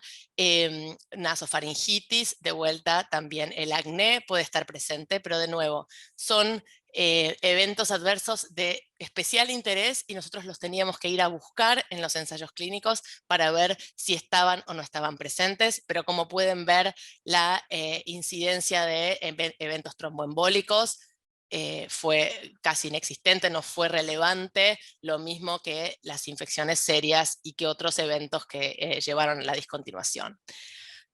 Estos son la comparación de los estudios a semana 16. Ya tanto los 3 inhibidores JAK como tralokinumab y nemolizumab, que son 2 biológicos, una antiinterleuquina 13 y una antiinterleuquina 31, están en sus estudios a largo plazo. También estos estudios a largo plazo, digamos, los estudios versus placebo nos permiten conocer eficacia en el corto plazo, compararlos contra placebo, y los estudios a largo plazo, además de permitirnos evaluar la eficacia sostenida en el tiempo, nos permite evaluar seguridad en el largo plazo, y baricitinib, abrocitinib y upadacitinib son estudios que se planearon en el muy largo plazo, a 5 años. Nuestros estudios con UPA y Bari son realmente a muy largo plazo, y esto nos permite también ir viendo si hay a lo largo del tiempo nuevos alertas o red flags específicos, que realmente ninguno es de gravedad o ha sido de gravedad por el momento en los pacientes con dermatitis atópica. Hay un metaanálisis que muestra, que compara la eficacia de, estos no son estudios head-to-head, y eso es importante destacarlo porque no es que se estudió específicamente en las mismas condiciones, con iguales criterios de inclusión y de exclusión, sino que lo que se hizo fue sumar, analizar de manera independiente cada uno de los estudios contra placebo, algunos a semana 12, como el de Abro, algunos a semana 16, como el de, por ejemplo, Bari o UPA, y comparar en ese caso cómo fueron las eficacias en estos estudios. Y me parece que se ve un poquitito mejor en estas barras, como en esta revisión sistemática y este metaanálisis de vuelta no son estudios head-to-head, entonces en realidad no son comparables, pero probablemente desde el punto de vista metodológico son la mejor opción que tenemos.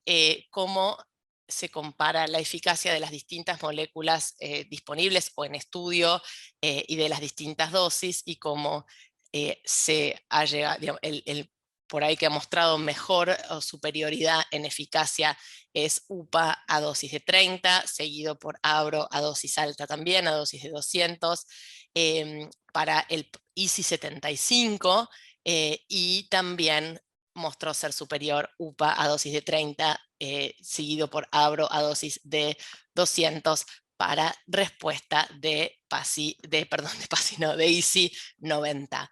La verdad es que por otro lado el resto también ha demostrado una eficacia elevada. Si consideramos, recién dije la palabra PASI, porque ISI y PASI son bastante parecidos, pero sabemos hoy que nuestra esperanza o nuestro objetivo terapéutico en dermatitis atópica probablemente está lejos de nuestro objetivo terapéutico en psoriasis, porque los pacientes que probablemente una de las principales cosas que busquen no es necesariamente estar completamente resuelto, porque además sabemos que a diferencia, o como mostró Matías previamente, a diferencia de lo que pasa en psoriasis, donde el paciente con piel sana, en las zonas de piel sana, la piel está sana, y en las zonas donde está lesionada, la piel está lesionada, en los pacientes con dermatitis atópica, la piel sana también está lesionada, así que es mucho más difícil llegar muchas veces a un ISI completo. Para hablar un poquitito más de las vías de seguridad, no los quiero aburrir y quiero ir rápido. Matías también ya mencionó que esta vía JAK-STAT juega un rol biológico muy importante, por lo tanto hubo durante un tiempo, y especialmente para otras indicaciones, como para policitemia vera o como para artritis, algunas alarmas, y estas alarmas no se replicaron, o en los estudios no se demostró que estos efectos adversos fueran también una alarma en dermatitis atópica. No hubo episodios estadísticamente significativos de herpes zóster, de eventos tromboembólicos, eventos cardiovasculares y hematológicos.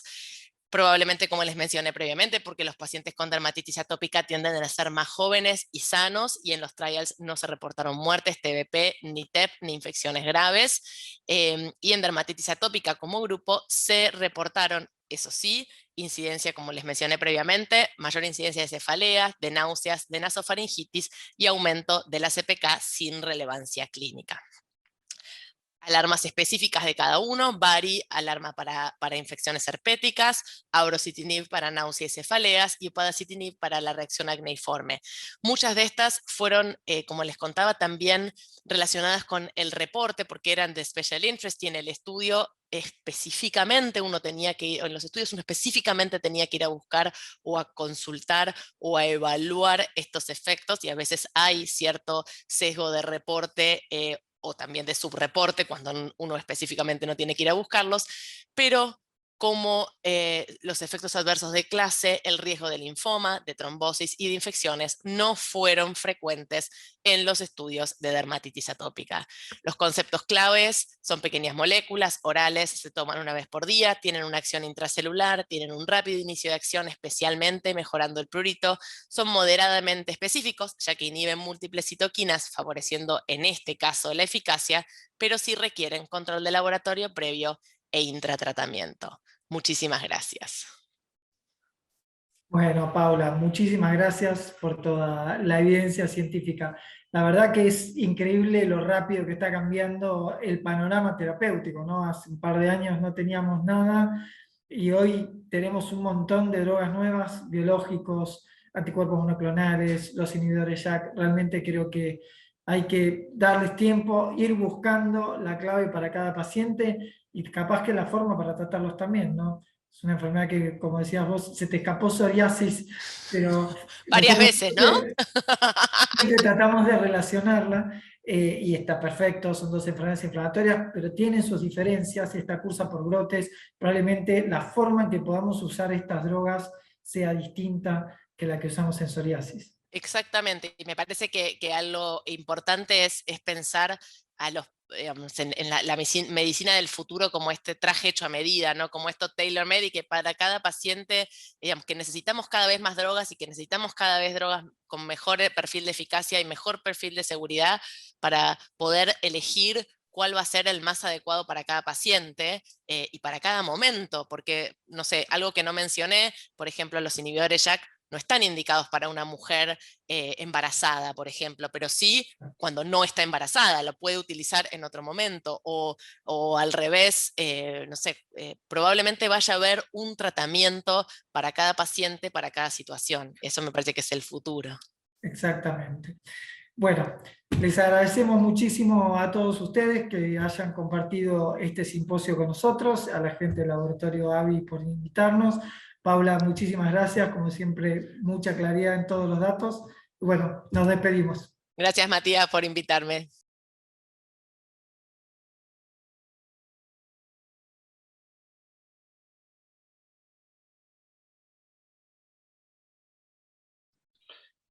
Bueno, sí, considero que uno tiene que modificar el enfoque terapéutico desde el punto de vista, de dos puntos de vista. Primero, si hablamos de las multimorbilidades, tenemos que pensar que estas existen y que todas ellas deben ser tratadas, ya sea por equipos interdisciplinarios, que a mí me parece que es la opción ideal en los pacientes más complejos y los cuadros más severos de dermatitis atópica, o derivando al paciente para que el especialista adecuado vea la comorbilidad. Sí, por ejemplo, en las enfermedades metabólicas, la obesidad o las enfermedades de origen neuropsiquiátrico. Por otro lado, en el caso de las comorbilidades T2, obviamente que estas van a sumar mayor gravedad, empeorar el pronóstico y sumar a la carga de la enfermedad, y a la calidad de vida del paciente le va a impactar en forma negativa. Por eso siempre tenemos que pensar que un paciente con dermatitis atópica puede tener rinitis, puede tener asma, puede tener alguna alergia alimentaria o esofagitis eosinofílica, que deben ser observados, deben ser guiados y tratados. Hoy en día, a la vista de los nuevos tratamientos de la medicina de precisión, sabemos que como los mismos mecanismos fisiopatológicos están involucrados, podemos utilizar un solo medicamento, por ejemplo, que impacte en forma positiva o pueda tratar varias de estas enfermedades. Esta es otra de las características. Para utilizarlo en forma adecuada, por supuesto que necesitamos saber bien cuáles son los biomarcadores específicos, si el paciente forma parte de este grupo de pacientes con enfermedades T2, y cuál es la severidad de todas las enfermedades, sobre todo la dermatitis atópica.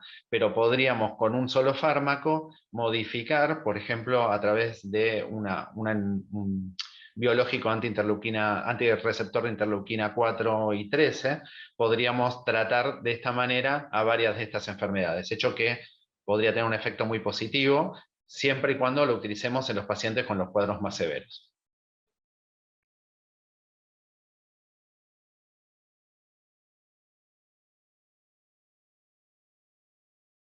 La decisión del tratamiento sistémico que vamos a utilizar en el paciente va a requerir de diferentes aristas. Uno, el paciente que tengamos enfrente, la edad del paciente, la accesibilidad a la medicación y la disponibilidad de ese medicamento en ese momento. Dos, la gravedad de dermatitis atópica que tenemos, donde si tenemos una dermatitis atópica eritrodérmica o de mucha extensión o un brote muy intenso, sabemos que una buena opción a corto plazo pueden ser los corticosteroides, o por ejemplo instaurar una dosis correcta de ciclosporina. Si tenemos un paciente con una dermatitis atópica crónica que viene padeciéndolo hace bastante tiempo y nos da un cierto tiempo para instaurar la respuesta terapéutica, el metotrexate, en mi decisión, es una muy buena opción terapéutica. Es verdad que también podemos hacer combinación de medicamentos, donde algunos actúan de manera más aguda, más rápida, y esperando que los que demoran más tiempo en actuar vayan avanzando en el tiempo para reducir los efectos a largo plazo.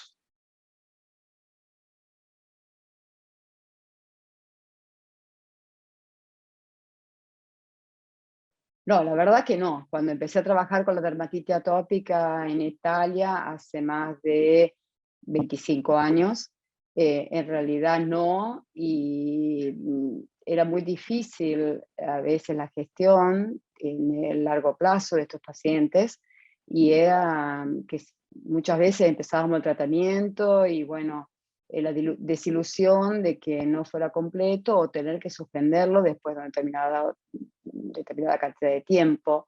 Y bueno, gracias a los conocimientos en la fisiopatología de la enfermedad, ha permitido individuar cuáles eran los blancos específicos o los targets, como decimos acá, específicos para el tratamiento. Y bueno, y eso es lo que ha permitido el cambio del enfoque, el tratamiento de la inflamación subclínica y la gestión a largo plazo, que es la cosa más importante en estos pacientes que logran obtener una buena calidad de vida, como el caso de Mirko que les he hecho ver. Creo que el mayor obstáculo es que todavía falta un mejor conocimiento del endotipo de la dermatitis atópica. Como dije antes, todas las formas clínicas responden muy bien al tratamiento, algunas digamos, necesitan más tiempo para obtener una respuesta, pero algunas formas todavía tienen una respuesta menor. El poder conocer mejor el genotipo nos va a permitir un día de mañana poder, digamos, individuar cuál es de los tratamientos que están llegando el mejor para el paciente que tengo adelante y poder hacer un tratamiento personalizado. Este es un aspecto en estos momentos porque, como dije antes, estos pacientes con eczema numulares que han desarrollado la psoriasis, quizás no es el tratamiento ideal, el anticuerpo monoclonal podría llegar a ser el anti-JAK, tipo upadacitinib o tipo labrocitinib. El paciente que tiene asociada a enfermedades alérgicas, seguramente el anticuerpo monoclonal que va a bloquear o que va a controlar la interleuquina 4 y 3 es el ideal, porque es transversal, va a funcionar sea sobre la dermatitis atópica que sobre el asma y sobre las otras enfermedades alérgicas presentes. Si el paciente que tengo adelante, en cambio, tiene asociado a la dermatitis atópica una forma de autoinmunitaria, incluso la alopecia areata, o puede tener una artritis reumatoide o artritis psoriásica, porque tengo un paciente en estas condiciones. En estos casos, por ejemplo, el anti-JAK potrebbe essere el tratamiento ideal. Creo que tenemos todavía que estudiar estos aspectos para poder mejor definir en un futuro cuáles serán los tratamientos en primera línea, cuáles en segunda y cuáles en función del paciente que tengo adelante y las enfermedades asociadas a este paciente. Otro límite importante creo que sea el costo de estos tratamientos, que es bastante elevado y no todos los pacientes en todo el mundo pueden acceder.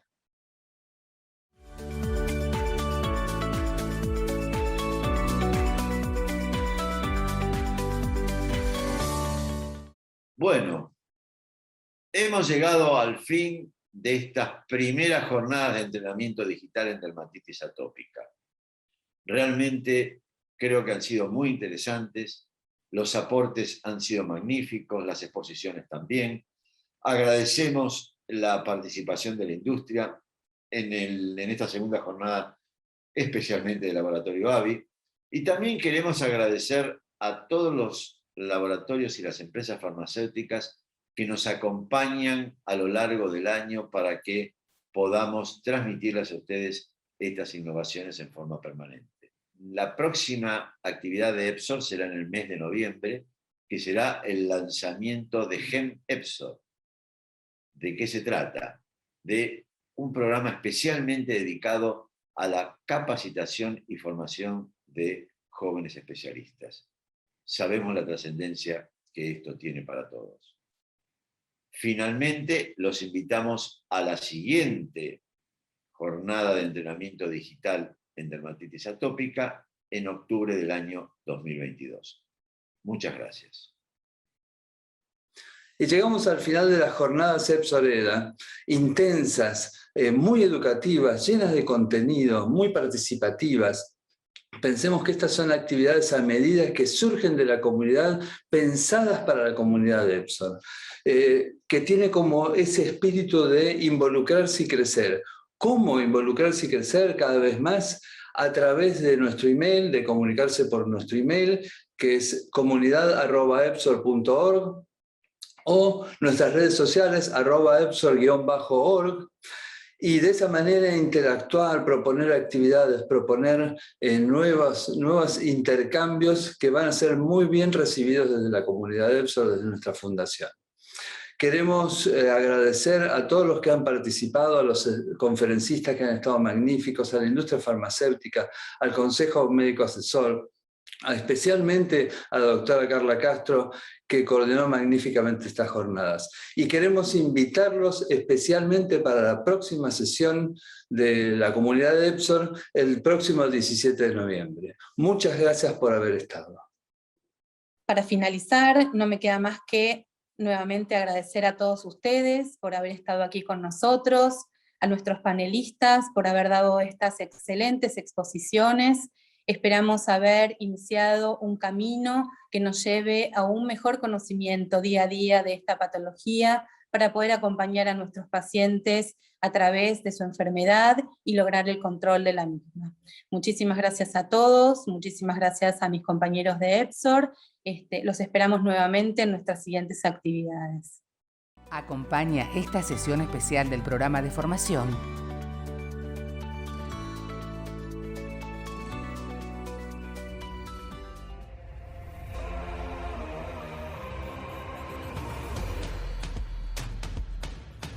En AVI, llevamos muchos años trabajando en los avances de hoy y del mañana, poniéndonos en tu piel y la de tus pacientes, trabajando para dar soluciones a las enfermedades dermatológicas más severas, con tratamientos innovadores, con nuevas indicaciones y nuevas adquisiciones que nos permitan tener un mayor impacto. Conseguirlo está en tus manos, porque cambiar las vidas de las personas es nuestra meta. Juntos lo haremos posible.